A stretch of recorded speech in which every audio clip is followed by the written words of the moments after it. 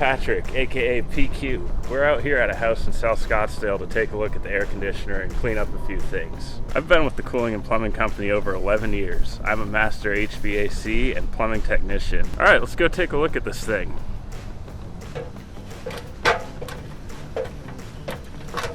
Summer's coming up and we're doing a lot of tune-ups on systems to keep them going through summer.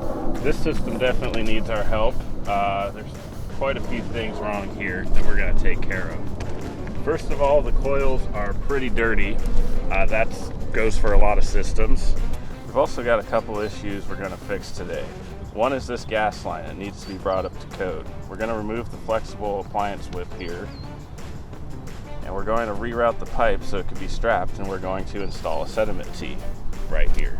The thermostat wire is sun beaten, and at any point these could touch together and short it or cause any sort of issue with the unit.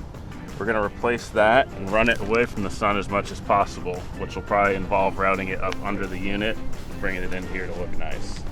As you can see, the electrical disconnect's just laying here loose on the roof, open to the elements. Water can short out the electrical, so we're not only going to replace this disconnect, we're going to extend the wiring so we can get it mounted up out of the way and help prevent any shorts.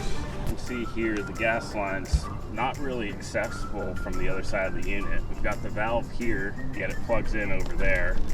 Our electrical whip's here, and then they ran about 5 feet of pipe secured with what looks like electrical wiring. Definitely not to code. We're definitely going to start with the coil cleaning on this unit. I can see from here that the condenser coils are pretty dirty, and I'm sure the evaporative ones haven't been cleaned either. Once I get these panels off, we'll take a better look at how dirty these are. Coils are like the lungs of the system. They allow it to breathe, and when they get clogged up, they put strain on the compressor, the heart of the system. This system is pretty old though, and we're just trying to get a little more life out of it. In the future, when it's time to replace it, we're actually going to end up moving this whole thing down a little bit. We can get this roof jack and elbow moved down off the peak of the roof, and water can't collect here. You can see all this cracked tar that's definitely been causing the homeowner some issues over the years. All right, let's take a look at these condenser coils. Yeah, you can see they've collected quite a bit of dirt.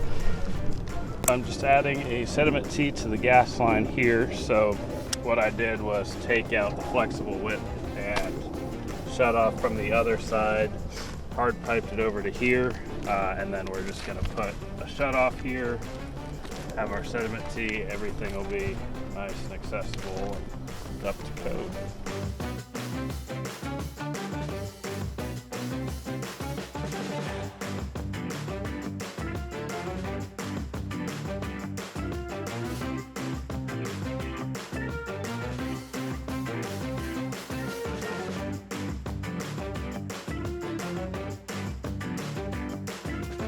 All right, so we're all done here. Let me just walk you through everything we did real quick. Starting with the gas line, we hard piped it over on the other end where they did have the flexible whip. So now we've got it hard piped to here with our shut off flexible whip into a sediment tee. That way it's all up to code, and if I ever need to work on anything, I just shut it off and I can access the gas valve or whatever I need to work on. Thermostat wire we cleaned up because it was all sun beaten and quite honestly in danger of shorting.